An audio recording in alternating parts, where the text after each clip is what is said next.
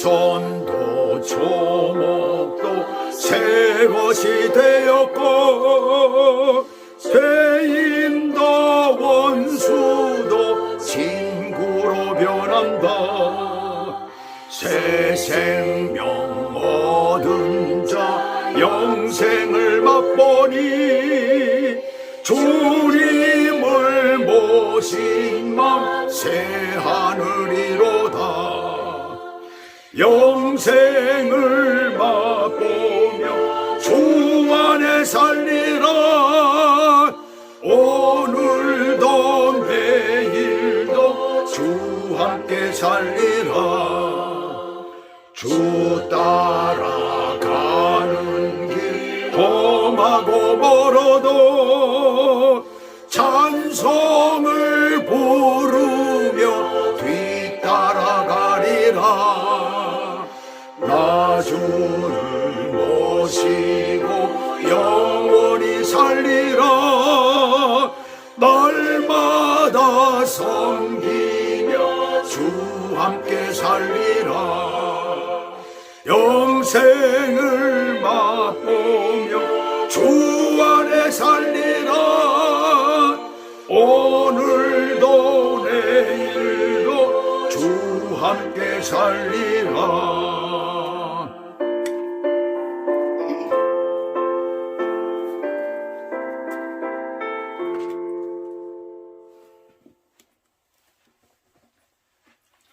오늘 하나님의 말씀은 창세기 18장 9절에서부터 15절까지입니다. 창세기 18장 9절에서부터 15절까지 본문을 다 펴놓으시기 바랍니다. 오늘 하나님의 말씀은 그 제목이 택한 자에 대한 끝없는 사랑, 하나님의 택한 자에 대한 끝없는 사랑이라는 제목을 제가 붙였습니다. 본래 오늘 본문은 하나님께서 약속하신 바를 계속 환기시키는 내용이기 때문에 오늘 그냥 넘어가려고 그랬어요, 사실은 이 본문을. 근데 굉장히 중요한 것, 그냥 넘어설 수 없는 부분이 있었기 때문에 그래서 오늘 이 말씀을 가지고 함께 나누도록 하겠습니다. 여러분, 이 땅에 살면서 누구에게 얼마나 큰 사랑을 받으셨습니까? 그렇게 묻는다면 여러분들은 어떻게 대답하시겠습니까? 애인? 아니면 함께 있는 아내? 함께 있는 남편? 아니면 친구? 이웃? 아니면 누굽니까? 부모님? 근데 제일 나중에 남는 것이 부모님이더라고요. 나이가 이렇게 들어서 얼마 남지 않은 인생을 이제 바라보면서 여지껏 살아온 것을 쭉 보면서 생각해 보니까 부모님의 사랑이 가장 컸다라는 것을 알 수가 있어요. 참 그게 잊혀지지가 않고 가끔씩 부모님 생각이 납니다. 저만 그런 줄 알고 집사람한테 물어봤더니 집사람도 마찬가지더라고요. 그래서 그렇구나. 제가 요즘에 아주 매주, 요즘 아니죠, 한 3년 정도 됐습니다. 매주 재미있게 보는 걸 프로그램이 있습니다. 골대녀라는 거예요. 언젠가도 제가 한번 말씀을 드린 적이 있습니다. 한 3년 정도 된 프로그램이죠. 여자 연예인들이 하는 미니 축구 게임이에요. 연예 프로그램이죠. 근데 며칠 전에 4명의 감독들이 자신이 추려서 뽑은 선수들로 구성돼 가지고 토너먼트를 이렇게 경기를 했었어요. 근데 첫 번째 경기를 이제 했는데 평소에는 그 관중들이 없습니다. 그냥 TV 화면에만 나오면 되니까. 그래서 관중 없이들 그냥 시합만 이렇게 보여줬었는데 그날은 이제 관중석의 사람들이 한쪽 편에만 그것도 꽉 찼어요. 그래서 자기 친지들 또는 가족들 이렇게 오게 해가지고 선수들의 그래가지고 그들이 이제 와가지고 응원을 하고 그러는 장면들입니다. 근데 그 가족들의 모습을 이제 중간중간에 보여주더라고요. 근데 그 가족 중의 모습 중에서 네덜란드에서 온 한 선수의 아버지가 외국인이란 눈에 확 띄었어요. 한 60대 정도 된 것 같아요. 그것도 제가 미국에 살고 있기 때문에 미국 사람들 나이는 대충 압니다. 굉장히 늙어 보여도 저보다 어리다는 것을 제가 좀 알거든요. 한 60대 정도 된 것 같아요. 많이 먹었어요. 그런 아버지가 이제 와서 구경을 하다가 그 딸이 꼴을 하나 놓고서는 기뻐가지고 아버지 있는 대로 그냥 달려오면서 막 두 손을 들고 그러니까 아버지도 관중석에 있다가 그 밑으로 내려가서 두 부녀가 아주 그냥 꽉 끌어안고선 포옹하는 모습을 보니까 얼마나 보기 좋은지 참 아주 인상적이더라고요. 그런데 또 한 선수가 있었어요. 기상캐스터를 하는 한 선수가 있는데 기상캐스터 출신의 그 한국 축구 선수예요. 거기도 마찬가지로 그 아버지가 그 자리에 참석을 했더라고요. 그 화면으로 비치면서 밑에 글자가 나오니까 제가 알 수가 있는 거죠. 그 아버지가 화면에 이렇게 나오더라고요. 나는 거 자주 비춰주더라고요. 근데 그 아버지의 모습을 이렇게 보니까 검정색 옷에다가 이 쥐색 모자를 썼어요. 그 모자는 또 귀까지 덮는 그런 모자였습니다. 근데 더군다나 그 얼굴이 좀 검어요. 어떤 이유인지 모르겠어요. 근데 그분이 그 병이 있는 건지 아마 그런 것 같아요. 그런 생각이 들더라고요. 어떤 이유에서인지 모르지만 연세가 많은데 한 70 정도 됐더라고요. 연세 많은 분이 병인 것 같아요. 움직이는 것 이렇게 보니까 좀 이렇게 정상이 아니더라고요. 근데 그 딸이 또 아주 그 기상캐스터 그 선수니까 출신이니까 얼굴도 괜찮지만은 굉장히 활달하고 축구하는 거 보면 얼마나 씩씩하게 하는지 모릅니다. 그래서 참 경기할 때마다 참 잘 달리는구나 그렇게 생각하는데 그날 또 골을 넣는 거예요. 골을 넣더니 그냥 자기 팀하고 좋아가지고 세레모니를 하면서 자기 아버지한테 가서 내 아버지가 저기 있다고 그러고 아버지 있는 쪽을 가르치면서 아버지한테 손을 흔들면서 막 그러는데 아버지가 관중석에서 이렇게 보는데 그 옆에서 아버지를 붙들고 아버지를 보살피는 그 여자가 있는데 바로 그 선수의 친구인 것 같아요. 그러면서 그 딸이 저기 있다고 그래서 가르쳐 주니까 그때 제가 거기서 이제 보고선 딸이 막 달려오는 것 같으니까 자기도 내려가는 거예요.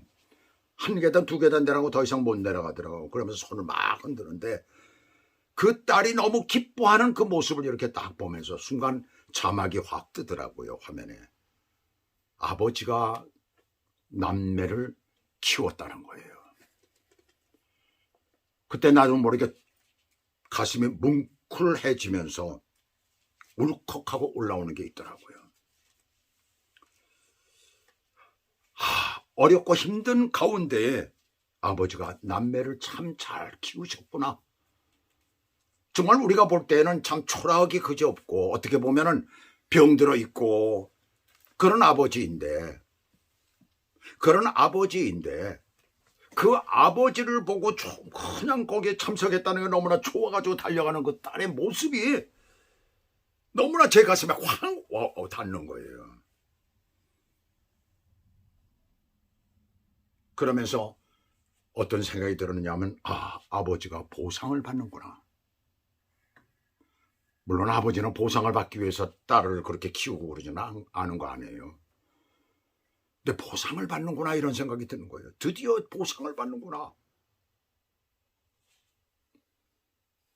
오늘 본문도 하나님께서 이 보상을 하시는 그런 장면이 나옵니다.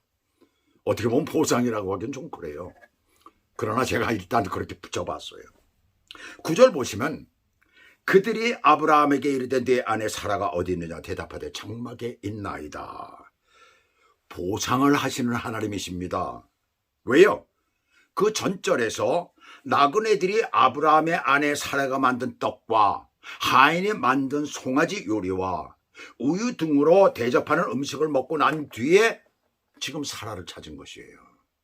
자, 그렇잖아요. 어느 집에 가서 우리가 뭘 얻어먹고 나면 잘 먹었습니다. 그럼 만든 사람한테 그렇게 인사를 해야 되는 게 당연하잖아요. 우리들 그렇잖아요. 잘 먹었습니다. 우리가 너무 맛있었습니다. 그리고 우리가 당연히 그렇게 얘기를 하잖아요. 근데 하나님께서 지금 보니까 그 나그네들이라고 해서 3명이라고 그랬잖아요. 3명의 나그네들이 그것을 먹고 나서 그것을 만들어서 사라를 찾고 있는 거예요. 사라를. 근데 그분들이 누굽니까? 하나님과 천사들이잖아요. 그런데 여기서 입장이 확 바뀌어져요. 여지껏 그 나그네들은 대접받는 입장이었지만 지금은 식사 후에 나그네들은 정반대의 입장에서 사라를 찾고 있어요. 하나님과 천사들로서 찾고 있는 것입니다. 분명히 자신을 드러내고 있는 모습이에요. 여러 번의 약속을 하시면서 사라를 직접 찾으신 적이 없으신 하나님께서 사라를 찾으신 것입니다. 이것을 우리는 하나님의 은혜라고도 부릅니다. 이 말이 무슨 의미인 줄 압니까? 제가 왜 하나님의 은혜라고 얘기를 하는 줄 압니까?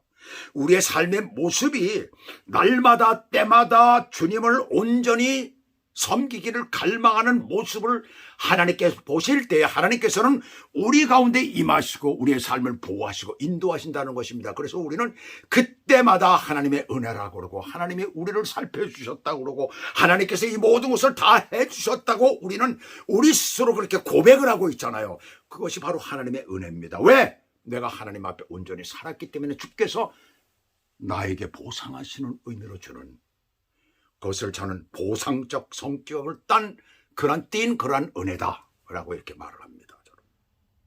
제가 붙인 거예요. 분명하고 확실하게 하시는 거예요. 내가 줄 것은 확실하게 너에게 주겠다는 것입니다. 하나님께서는. 우리는 하나님 앞에 제대로 드리지 못해도 하나님께서는 지금 그렇게 하고 계시잖아요. 근데 사라는 여기 어디 있었어요? 장막에 있다고 합니다. 지금 사라가 어디 있느냐. 근데 바로 장막 뒤에 있었어요. 나그네는 어디 있습니까? 4절과 8절을 보시게 되면 나그네는 나무 아래 모셔 삼에 아브라함이 나무 아래에 계시라고 쉬시라고 그러고 거기서 모셔서 있었어요. 거기서. 다 잡수도록 쉬시도록 아브라함은 거기에서 지켜서서 있었다라는 얘기입니다. 장막에 있는 사라를 데리고 오라고 하지 않은 것으로 보아서 나무 아래는 바로 장막 앞이었다는, 아주 가까이에 있었다는 얘기입니다. 바로 옆에 있었다는 얘기죠. 앞이나. 그런데 10절에서 그들이라는 말은 나그네를 말하잖아요. 근데 그 단어가 바뀌어집니다. 이거 보시면. 그가 이르시되, 그는 누구예요? 하나님이시죠. 내년 이맘때 내가 반드시 내게로 돌아오리니 내 안에 사라에게 아들이 있으리라. 사라에게 직접 주시는 말씀이나 다름없잖아요. 사라가 듣는 앞에서 그렇게 말씀하시잖아요. 여기서 내년 이맘때라고 하는데 우리 성경에 나오는 이 내년 이맘때는 영어 성경 NIV에 보니까 거기에 딱 그것을 그냥 번역한 거더라고요. 근데 실제 원어상으로 정확하게 풀이를 하면 생명의 때 즈음에라는 것입니다. 계절이 다시 소생하는 봄을 가리키고 있는 거예요. 가장 더운 계절에 찾으셨고 9달 뒤인 봄에 아들을 낳을 것을 말씀하신 것입니다. 보통 우리는 10달 만에 아이를 낳는다고 그러는데 실제로는 9달입니다. 9달에 아이를 낳습니다. 근데 이 부분을 우리가 달리 해석할 수도 있어요. 생명의 때 그 즈음이라는 이 말이 뭡니까? 예수 그리스도를 믿음으로 말미암아 우리가 새 생명을 얻었잖아요. 그와 마찬가지로 아브라함도 하나님을 믿음으로 말미암아 그 안에 믿음 안에서 생명이 있었다는 얘기입니다. 근데 그 후손에게 그것이 가는 거예요. 그 후손 이삭도 마찬가지로 생명의 때, 그때 태어난다는 것을 말하고 있잖아요. 두 가지 의미를 우리는 다 해석을 할 수가 있습니다. 참으로 완벽하시고 세밀하신 하나님이심을 우리는 깨닫습니다. 바로 하나님의 그 끝없는 사랑을 우리들에게 가르쳐주고 있는 거예요. 그리고 두 번째로 생각할 것은 10절 마지막 보시면은 사라가 그 뒤 장막문에서 들었더라. 무엇을? 하나님께서 아브라함에게 말씀하시는 것을 들은 거예요. 그 말씀을 듣고 사라의 반응은 어떻습니까? 속으로 웃었어요. 왜 웃었어요? 11절에 보시면 잘 설명이 가잖아요. 사라는 이미 늙어서 여자로서의 모든 기능을 잃어버린 상태인 거예요. 뿐만 아니라 그 남편인 아브라함까지도 노쇠했다는 것이죠. 그러니 하나님께서 말씀하시는 것이 믿어지지 않는 거예요. 한마디로 불신인 거예요. 그런데 놀라운 것은 하나님께서 묵인하신 것입니다. 벌을 주신 것이 아니라는 얘기예요. 그대로 덮으신다는 얘기입니다. 사라가 웃었다는 걸 아시면서 덮어버리시는 거잖아요. 자, 13절에서 여호와께서 아브라함에게 이르시되 사라가 왜 웃으며 이르기를 내가 늙었거늘 어떻게 아들을 낳으려 하느냐. 하나님께서는 사라를 대면한 적이 없는 그 사라의 이름은 물론이고 그의 현 상황도 아시고 그 마음속의 생각까지라도 지금 꿰뚫고 있다는 것을 여기서 우리는 봐야 되는 것이에요. 그걸 아시면서도 화를 내지 않으시는 것이에요. 화를 내지 않은. 이 말은 뭘 의미하고 있는 것입니까? 모든 것을 아시는 전지하신 하나님이심을 우리는 다시 한번 여기서 깨닫게 됩니다. 그래서 우리가 입술로 하나님에 대해서 함부로 말을 하거나 함부로 얘기를 해서 안 돼. 예수 믿는 사람이 그렇다는 얘기입니다. 예수 믿지 않는 사람들은 기왕 지옥에 들어가는 사람들이고 영벌을 받을 사람이기 때문에 무슨 말을 해도 관계가 없지요. 그러나 예수 믿는 사람들 절대로 함부로 말을 해서는 안 된다는 것을 우리는 이 장면에서 깨닫게 됩니다. 그러니 마음속으로 함부로 판단해서는 안 된다는 거죠. 어떤 경우에도. 그런데 여기서 중요한 것을 우리가 알아야 돼요. 뭐냐? 택함 받은 자, 구원받은 자의 죄에는 계산을 안 하신다는 거예요. 제가 계산이라고 한 말은 영벌이 없다는 말입니다. 너희 죄가 주홍같이 붉을지라도 내가 흰같이 깨끗하게 하리라 라고 주님께서 말씀하시잖아요. 그래서 요한복음 1장 11절을 보시면은 자 보십시다. 자기 땅에 오매 자기 백성이 영접하지 아니하였으니 누구예요? 예수님이 이 땅에 오셨다는 것이죠. 육신을 입고. 근데 12절에 보시면 영접하는 자 곧 그 이름을 믿는 자들에게는 하나님의 자녀가 되는 권세를 주셨으니 바로 자녀의 권세지요. 자, 자녀의 권세는 뭡니까?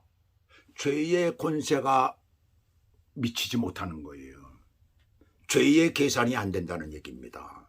영벌이 없다는 거예요. 형벌이 없다는 것입니다. 믿음의 조상 아브라함이 왜 조상입니까? 믿음 때문에 조상이죠. 우리의 믿음의 조상이 되는 거죠. 그렇다면 아브라함도 죄가 계산이 안 되고 즉 영벌이 없는 거예요. 그 안에 살아도 마찬가지입니다. 함께 택함을 받았으니까요. 대신 뭐가 있을까요? 대신 이 땅에 살면서 징계가 있는 것입니다. 이것을 우리는 깊이 깨달아야 되겠어요. 왜 이 땅에서 우리가 형통하지 못할까? 왜 하나님 앞에 간절히 구하고 하나님 앞에 온전히 나가려고 그러고 정말 주님 앞에 그렇게 산다고 하는데 왜 하나님 앞에 형통하지 못할까? 여러 가지 이유가 있지만 가장 중요한 것 중 하나가 바로 이겁니다. 뭐예요? 죄 때문에 그렇습니다. 날마다 우리가 죄를 짓기 때문에 그렇습니다. 그래서 우리가 죄를 지을 때마다 하나님 앞에 회개해야 될 이유도 바로 거기에 있는 거예요. 하나님 앞에 다 고해야 돼. 스스로 고해야 될 그 이유도 바로 거기에 있는 거예요. 우리의 근본적인 죄는 다 용서하셨지만 그러나 날마다의 죄는 그렇지가 않잖아요. 우리가 날마다 그럼에도 불구하고 온전히 살아야 되는데 그렇지 못하잖아요. 그래서 하나님 앞에 구하는 것입니다. 자 보세요. 신명기 8장 5절 6절 봅시다. 너는 사람이 그 아들을 징계함 같이. 자 보세요. 사람이 그 아들을 징계함 같이. 아들이 잘못하면 징계를 하잖아요. 아들이 죄를 지었다고 누구 감옥에 쳐놓습니까? 아들이 죄를 지었다고 해서 죽입니까? 아니잖아요. 아들을 징계하잖아요. 징계함 같이 하나님 여호와께서 너를 징계하시는 줄 마음에 생각하고. 신명기서에서 모세가 백성들에게 얘기를 하는 거예요. 하나님께서 너희를 징계하시는 줄 마음에 생각하고 뭐라고 그래? 내 하나님 여호와의 명령을 지켜 그 길을 따라가며 그를 경외할지니라. 근데 히브리서에서는 히브리서 12장 7절 8절 한번 보겠습니다. 너희가 참음은 뭘 참는다는 얘기예요? 지금 고통당하는 것을 참고 있는 것은, 네가 어려움을 당하는 것을 네가 참고 있는 것은 징계를 받기 위함이라. 하나님이 주시는 징계를 네가 받는 거라는 거. 그걸 받기 위함이라는 거예요. 다른 것이 아니라는 것입니다. 징계를 벌이 아니라는 얘기예요. 징계를 받기 위함이라. 하나님이 아들과 같이 너희를 대우하시나니 어찌 아버지가 징계하지 않는 아들이 있으리요. 아들이기 때문에 징계한다는 거야. 아들이기 때문에. 그래서 우리가 세상 살아가면서 고통당하는 것, 어려움 당하는 것, 잘 안 되는 것, 오히려 감사해야 되는 게 바로 그거예요. 내가 하나님의 자녀이기 때문에 그렇다는 거예요. 자, 그 다음에 보시면 징계는 다 받는 것이거늘 너희에게 없으면 사생자요 친아들이 아니니라 그랬잖아요. 사생자요. 아들이 아니라는, 징계를 안 받으면 너희들은 아들이 아니라는 거예요. 그 사람들이 그러잖아요. 왜 저 사람은 나쁜 짓만 하는데, 세상 사람들 나쁜 짓만 하는데 왜 저 사람은 멀쩡하게 잘 살아갑니까? 우리 많잖아요. 정치권에 지금 얼마나 많아요. 한국에 보면. 이거 미국도 마찬가지잖아요. 그렇게 잘못하는데 왜 징계가 없어요? 왜 저렇게 잘 살아가요? 사생자이기 때문에. 친아들이 아니기 때문에 그렇습니다. 우리는 어떻습니까? 친아들이기 때문에 그것을 잘 알고 그것을 우리가 능히 넘어가며 사는 거예요. 이 두 가지, 오늘 두 가지 아주 중요한 것을 우리들에게 말씀하고 있습니다. 우리로서는 이해 불가능한 사건을 하나님께서 어떤 선을 세우신 그것을 넘으시는 하나님입니다. 바로 그분은 불가능이 없으신 전능하신 하나님. 그러나 자신을 믿고 따르는 자를 위해서는 무엇이든 가능하신 하나님이시라는 것을 여기서 선포하고 있는 거예요. 14절과 15절을 읽고 마치겠습니다. 여호와께 능하지 못한 일이 있겠느냐?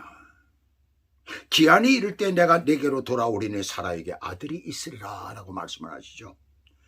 그랬더니 사라가 두려워가지고, 왜 두려워했어요?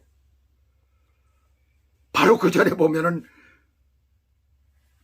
뭐라고 말씀하십니까? 네가 우선느니라 라고 했잖아요. 그건 두려운 거예요. 근데 아들을 주신다는 거예요. 그러니까 두려워서 부인하여 이르되 내가 웃지 아니하였습니다. 그리고 또 여기서 또 거짓말을 하고 있어요. 그랬더니 이르시되 아니라 내가 웃었느니라. 자, 여기서 우리는 아주 중요한 것을 보게 됩니다. 사라의 그 실수, 불신앙을 덮으시는 하나님의 끝없는 사랑을 우리가 여기서 보게 됩니다. 이 사랑에 오늘도 감격하시기를, 그래서 주님 앞에 온전한 예배를 드리며 날마다 주께 나아가시기를 주 예수 그리스도의 이름으로 축복합니다. 기도하시겠습니다. 하나님 아버지, 오늘도 귀하고 아름다운 말씀을 우리가 보면서 정말 너무 주님 앞에 우리가 감격할 수밖에 없습니다. 이 죄인을 날마다 주님 앞에 죄를 짓고 있는데도 너무나 우리를 사랑해 주셔서 이 생명을 그대로 유지하며 살게 하시고, 때로는 우리가 잘못할 때 우리에게 채찍질을 하시며 징계를 하시며 우리로 다시 일어나서 하나님의 은혜 가운데 하나님의 뜻대로 살기를 원하시는 주님, 오늘 그 사실을 우리가 바로 알고 평생 살아가면서 하나님 앞에 온전히 나아가는, 때로는 나를 징계하시는 하나님이시라는 것을 분명하고 확실하게 알고 그 길을 향하여 가는 믿음의 사람들이 될 수 있도록 우리를 인도해 주시옵소서. 그래서 하나님 보시기에 아름다운 믿음의 사람, 하나님이 기뻐하시는 믿음의 사람이 되도록 우리를 축복하시고 인도해 주시옵소서. 예수 그리스도 이름으로 감사하며 기도 올리옵나이다. 아멘.